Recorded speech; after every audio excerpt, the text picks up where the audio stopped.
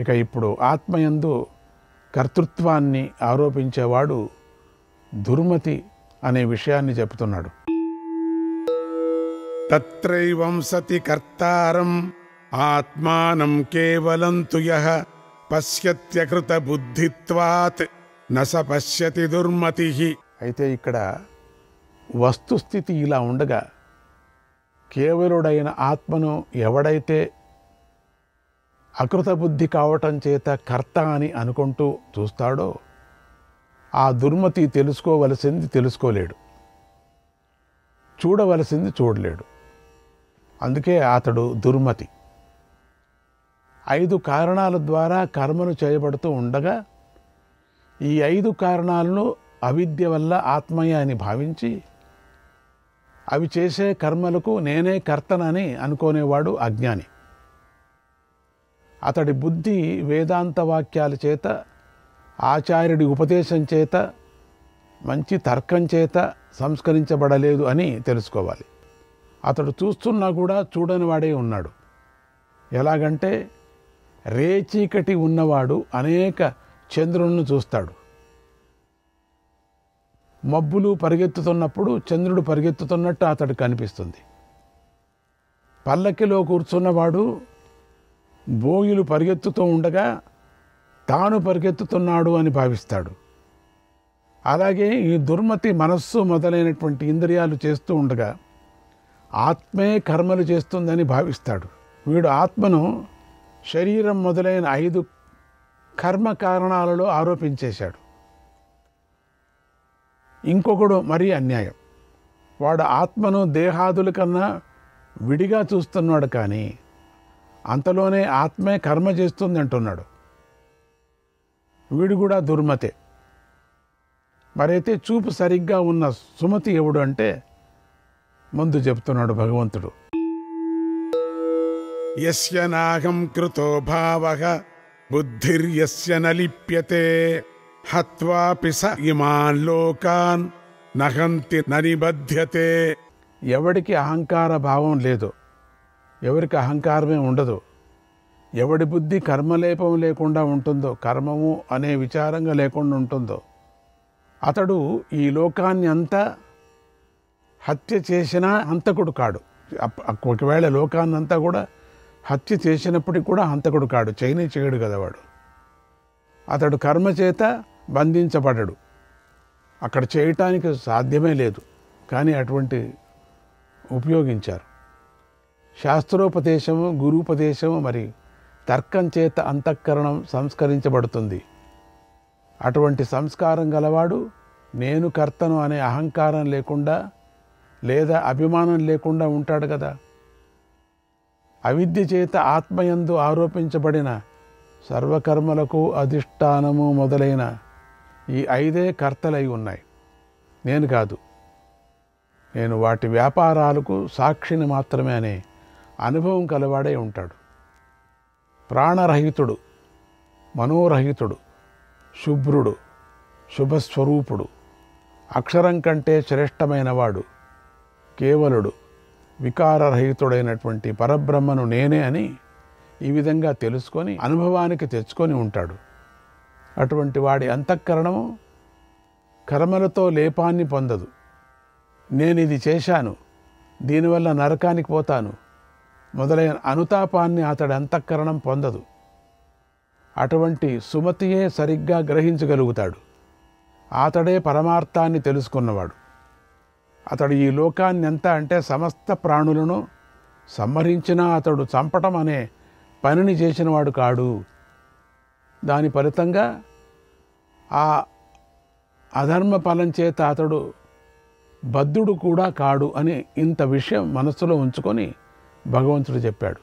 ఆ స్టేజ్కి వెళ్ళిన తర్వాత ఏమి చేయరు కదా, ఒకవేళ చేసిన వాళ్ళకేం కాదు. ఇక్కడ ఒక సందేహం సహజంగానే కలుగుతుంది. అదేమిటంటే, అయ్యా తమరు జ్ఞానాన్ని స్తుతించడం కోసమే చెప్పారు, బాగానే ఉంది, కానీ చంపినా చంపనట్లు కాదు అనే మాటలో వంతన కుదరటం లేదే, ఇది పరస్పర విరుద్ధమైన మాటగా ఉంది అంటే దానికి సమాధానం ఎలా చెబుతున్నారు? ఇలా చెప్పటం దోషం కాదు.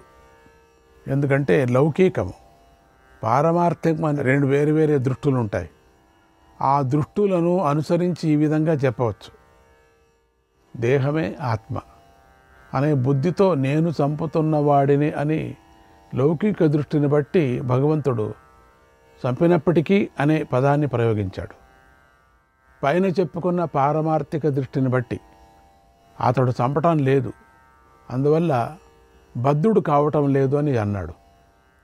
ఈ విధంగా పొంతన కుదురుతోంది కాబట్టి చెప్పవచ్చు. అటువంటి వాళ్ళు చంపరు కదా, చంపినా అని పొంతనకు దాన్ని సరిచేసుకోవచ్చు. మీరు అడిగిన ప్రశ్నలో లౌకిక దృష్టి మాత్రమే ఉంది, కానీ పారమార్థిక దృష్టి లేదు అని అన్నప్పుడు మరి ఒక ప్రశ్న ఇలా లేవనెత్తారు. అదేమిటంటే, అయ్యా 16వ శ్లోకంలో కర్తారమాత్మానం కేవలం తు యః, ఆత్మ ఒక్కటే కర్త అని ఎవడైతే అనుకుంటాడో అతడు పరమార్థాన్ని తెలుసుకోలేదు కదా అని కేవల శబ్ద ప్రయోగాన్ని చేశారు. దాన్ని బట్టి అధిష్టానము మొదలైన 5టితో కలిసి ఆత్మయే కర్మ చేస్తుంది అనే అర్థం వస్తుంది కదా. దానికి సమాధానం ఏమిటంటే, మీరు చెప్పింది సరికాదు. ఆత్మ అవిక్రియ స్వభావం కలది, అంటే వికారం చెందని స్వభావం కలది. కనుక అది అధిష్టానం మొదలైన వాటితో కలవటం అనేది జరగదు కదా. వికారాలు కలది మాత్రమే, అంటే మార్పు చెందేది మాత్రమే ఇతర వస్తువుతో కలవటం కానీ అలా కలిసి కర్త కావటం కానీ సంభవిస్తుంది. అవికారమైన ఆత్మ దేనితోనూ కలవటం కానీ కలిసి కర్త కావటం కానీ సంభవించదు. కనుక ఆ శ్లోకంలో ప్రయోగించిన కేవలత్వము ఆత్మకు స్వభావ సిద్ధమే అని చెప్పేందుకోసమే అని గ్రహించాలి. ఇక్కడ కేవల శబ్దము అనువాదం మాత్రమే అని తెలుసుకోవాలి. తెలిసిన విషయాన్ని మళ్ళీ చెప్పారని తెలుసుకోవాలి. ఇక్కడ కేవల శబ్దానికి ఒకటే అని అర్థం కాదు. ఎందుకంటే ఆత్మ ఎప్పుడూ కేవలమే, ఎప్పుడూ అద్వితీయమే. ఆత్మ వికారాలు లేనిది అనే విషయము శృతులలోనూ స్మృతులలోనూ తర్కంలోనూ ప్రసిద్ధమైన విషయం. 2వ అధ్యాయంలో అవికార్యోయముచ్యతే, ఈతడు అవికార్యుడని చెప్పబడుతున్నాడని 3వ అధ్యాయంలో గుణైరేవ కర్మాణి క్రియంతే, గుణముల చేతనే కర్మలు చేయబడుతున్నాయని 13వ అధ్యాయంలో శరీరస్థోపి న కరోతి, శరీరంలో ఉంటూ ఉన్నప్పటికీ కర్మ చేయడం అనే మొదలైన వాక్యాలలో ఈ విషయం చెప్పబడింది. అంతేగాక భగవద్గీతలో ఎన్నో చోట్ల ఈ విషయమే ప్రతిపాదింపబడింది. అదేవిధంగా వేదాలలో ధ్యాయతీవ లేలాయతీవ, ధ్యాయతీవ లేలాయతీవ, ధ్యానం చేస్తున్నట్టు తిరుగుతున్నట్టు ఆయా చేష్టలు ఆత్మ చేస్తున్నట్టు కనిపిస్తుంది. కానీ వాస్తవానికి అవన్నీ చేసేది బుద్ధి అని ఉంది. యుక్తితో ఆలోచించి చూసినా ఆత్మతత్వము అవయవాలు లేనిది కనుక అది మరొక దాని ఆధీనంలో ఉండేది కాదు. అందువల్ల ఆత్మ వికారాలు లేనిది అనేదే రాజమార్గము. ఆత్మయందు వికారాలు ఉన్నవి అని అంగీకరించిన ఆ వికారము తనదే అయి ఉండాలి. అంతేగాక ఆ వికారము తనకే అయి ఉండాలి. అంతేగాని అధిష్టానము మొదలైనవి చేసిన కర్మలు ఆత్మ చేసిన కర్మలు కాలేవు. అంటే అధిష్టానము మొదలైన వాటి కర్మలు తప్పితే ఆత్మలో వేరే వికారాన్ని చూపించడానికి సాధ్యమే లేదు కదా. ఎందుకంటే ఒకడు చేసిన కర్మను దాన్ని చేయని మరొకటికి అంటగట్టడం ఎలా కుదురుతుందని కుదరదు కదా. ఒకవేళ అవిద్య చేత అంటగట్టినా అది వాడి కర్మ కాదు కదా. ముత్యపు చిప్ప యందు ఆరోపించబడిన వెండి అనే గుణము చిప్పకు ఉంటుందా? ఉండదు కదా. మూర్ఖులు అవిద్యా కారణం చేత ఆకాశం ఒక డిప్పలాగా ఉందని, దానికి మలినం అంటుకున్నదని రకరకాలుగా చెప్తారు. ఈ గుణాలేవి నిజానికి ఆకాశానికి లేవు. అదేవిధంగా అధిష్టానము మొదలైన వాటి కారణంగా జరిగే మార్పులన్నీ వాటివే కానీ ఆత్మవి కావు. కనుక నేను కర్తను అన్న భావన మరియు కర్మల వల్ల కలిగే లేపం అనేవి రెండు జ్ఞానికి ఉండవు. కనుక జ్ఞాని నిజంగా హత్య చేయడు. అందుకే కర్మల చేత బద్ధుడు కాడు అని చెప్పాం. ఈ మాట యుక్తంగానే ఉంది. 2వ అధ్యాయంలో నాయం హంతి నహన్యతే, ఇతడు చంపటము లేదు చంపబడటము లేదు అని ప్రతిజ్ఞ చేసి నజాయతే, ఇతడు పుట్టడు మొదలైనటువంటి మాటలలో ఆత్మవికారం లేనిది అన్నదానికి హేతువు చెప్పారు. వేదా వినాశనం, ఎవడైతే ఆత్మను అవినాశి అని తెలుసుకుంటాడో అని 2వ అధ్యాయంలో శాస్త్రారంభంలో జ్ఞానికి కర్మాధికారంలో నివృత్తి సంక్షేపంగా చెప్పబడింది. భగవద్గీతలో అక్కడక్కడ మళ్ళీ ఆ ప్రస్తాపనే వచ్చింది. ఇక్కడ భగవంతుడు ఆ శాస్త్రార్థాన్ని సంగ్రహంగా చెప్పేందుకోసం జ్ఞాని చంపడు బద్ధుడు కాడు అని చెప్పి ఉపసంహరిస్తున్నాడు. దేహాన్ని ధరిస్తున్నాను అనే అభిమానం లేదు కనుక అవిద్య వల్ల కలిగే అన్ని కర్మలను సన్యసించటం అనేది సన్యాసులకు సాధ్యమవుతుంది. వారికి అనిష్టము ఇష్టము మిశ్రము అనే 3 విధాలైన కర్మల ఫలము ఉండదని ఇప్పటి వరకు చేసిన చర్చల్లో మనకు తేలింది కదా. చాలా పెద్ద చర్చ ఇది. మళ్ళీ వినాలా, మళ్ళీ చదవాలా, అప్పుడు మాత్రమే మనకు అర్థమవుతుంది. ప్రతి పదము తెలుసుకోవటానికి ఇష్టపడాలి మనం. దీంట్లో మొదటిది మనకు ఇష్టం అంటే శ్రద్ధ, తర్వాత కుతూహలం, తర్వాత తెలుసుకోవాల వేదాంత విచారం, ఇవన్నీ ఉండి గురుకృప. మరి మనస్సు ఒకే చోట పెట్టుకోవాలా అంటే దీనికి విరుద్ధంగా ఇతరులకు అంటే సర్వకర్మ సన్యాసులు కాని వారికి త్రివిధ కర్మఫలము తప్పదు.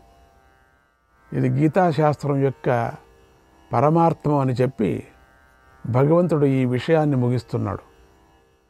ఈ సర్వ వేదార్థ సారాన్ని నిపుణులైనటువంటి పండితులు బాగా విచారించి తెలుసుకోవలసినది అని దాన్ని భగవత్పాదాచార్యులు ప్రకరణ విభాగం చేసి శాస్త్రానుసారంగాను న్యాయానుసారంగాను అక్కడక్కడ వివరించి చెప్పారు. వాటిని మనం చెప్పుకున్నాం. ఇక ఇప్పుడు కర్మలను ప్రవర్తింపజేసేది ఏది అనే విషయాన్ని భగవంతుడు ఇప్పుడు చెప్పబోతున్నాడు. జ్ఞానం జ్ఞేయం పరిజ్ఞాత త్రివిధా కర్మచోదన కరణం కర్మ కర్తేతి త్రివిధ కర్మ సంగ్రహ. జ్ఞానము జ్ఞేయము పరిజ్ఞాత అనే కర్మచోదన 3 విధాలుగా ఉంది. కరణము కర్మ కర్త అని కర్మ సంగ్రహము 3 విధాలుగా ఉంది. జ్ఞానం అంటే ఇవి అవి అని కాకుండా దేని ద్వారా సర్వ విషయాలు తెలియబడుతూ ఉన్నాయో అది జ్ఞానం. జ్ఞేయం అంటే తెలుసుకోవలసిన సర్వస్వము. పరిజ్ఞాత అంటే ఉపాధి లక్షణమైన అవిద్య చేత కల్పించబడిన భోక్త. ఈ 3 కర్మలయందు ప్రవర్తింపజేసేవై ఉన్నాయి. కర్మలను విడిచిపెట్టడం కానీ కర్మలను తెలుసుకోవటం కానీ ఈ 3 కలిసినప్పుడే కదా జరిగేది. అందుకే అన్ని కర్మలు ఈ 3 చేతనే ప్రారంభించబడతాయని మనం తెలుసుకోవాలి. పూర్వం చెప్పుకున్నటువంటి అధిష్టానం మొదలైన 5 చేత ఆరంభించబడి వాక్కు మనస్సు శరీరము అనే ఆశ్రయ భేదం చేత 3 రాసులుగా చేయబడి 3 ఇంద్రియాలలో సంగ్రహించబడిందని ఇప్పుడు చెబుతున్నాడు. దేని ద్వారా కర్మ చేయబడుతుందో దానిని కరణం అంటారు. చెవి మొదలైన బాహ్యేంద్రియాలు బుద్ధి మొదలైన అంతఃకరణాలు కారణమై ఉన్నాయి కదా. కర్మ అంటే కర్తకు చాలా ఇష్టమైనది. క్రియ ద్వారా కర్త సాధించేది. కర్త అంటే కరణాలను పనిచేయించే ఉపాధి లక్షణుడైన జీవుడు. ఈ విధంగా కర్మ సంగ్రహము 3 విధాలై ఉంది. వేటినైనా ఒక దానిలో చేర్చటాన్ని సంగ్రహించడం అంటారు. కర్మలన్నీ ఈ మూడింటిలో చేరిపోతాయి కనుక భగవంతుడు దీనిని త్రివిధ కర్మ సంగ్రహం అన్నాడు. ఇక ఇప్పుడు క్రియాకారక ఫలాలన్నీ గుణాలతోనే అవుతున్నాయి కనుక సత్వరజస్తమో గుణభేదాన్ని బట్టి 3 విధాలైన భేదాలను చెప్పవలసి ఉంది కనుక దాన్ని భగవంతుడు ఇప్పుడు మనకు తెలుపబోతున్నాడు. జ్ఞానం కర్మ చ కర్తా చ త్రిధైవ గుణభేదతః ప్రోచ్యతే గుణ సంఖ్యానే యథావచ్ఛృణుతాన్యపి. జ్ఞానము, కర్మ, కర్త అనే ఈ 3 గుణభేదాన్ని బట్టి 3 విధాలుగా చెప్పబడ్డాయి. వాటి గురించి కూడా యథావత్తగా చెబుతాను విను అన్నాడు భగవంతుడు.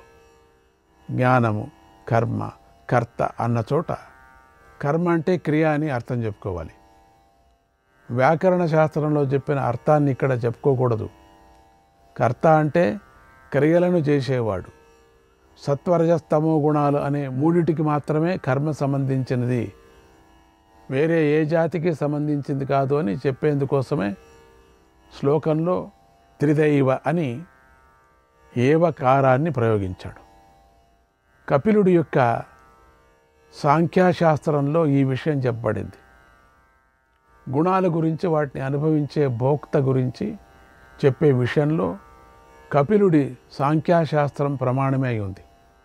పరమార్థ బ్రహ్మము ఒకటే అనే విషయాన్ని సాంఖ్యులు విరోధించినప్పటికీ కపిలుని అనుసరించేవారు గుణ, గౌణ, వ్యాపార నిరూపణంలో నిపుణులై ఉన్నారు కనుక చెప్పబోయే విషయాన్ని స్తుతించటం కోసం ఆ శాస్త్రాన్ని చెప్పుకోవటంలో విరోధమేమీ లేదు కదా.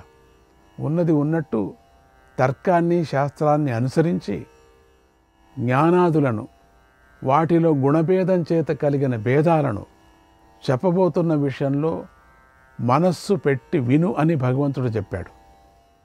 ఇక ఇప్పుడు ముందుగా జ్ఞానం యొక్క 3 విధాలను చెబుతున్నాడు.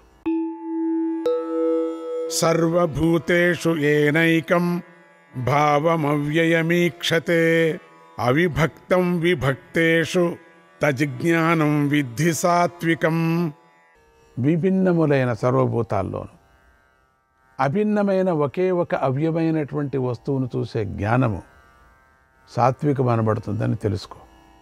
అవ్యక్తం నుండి అంటే కారణ బ్రహ్మ నుండి స్థావరాల వరకు దేహభేదాలతో విభజించబడి ఉన్నటువంటి అన్ని భూతాల్లోనూ అవ్యయమైన ఒకే ఆత్మవస్తువు ఏ జ్ఞానంతో చూడబడుతుందో అది సాత్విక జ్ఞానం. అవ్యయం అంటే తన స్వరూపం నుండి కానీ ధర్మం నుండి కానీ వ్యయం కానిది, సమసిపోనిది, కూటస్థమని అర్థం. అంటే నిత్యంగా ఉండేది. దానిని ఏ జ్ఞానంతో తెలుసుకుంటాడో మరియు ఆ భావము అవిభక్తమై అంటే వేరే వేరే దేహాలలో విభజించబడకుండా ఉంది అని తెలుసుకుంటాడు. మరియు వేరు వేరే దేహాలు మాత్రమే విభజించబడి ఉన్నాయి అని తెలుసుకుంటున్నాడో ఆ ఆత్మవస్తువు మాత్రం విభజన చెందలేదు. శ్రీకృష్ణాయ పరమాత్మనే నమః.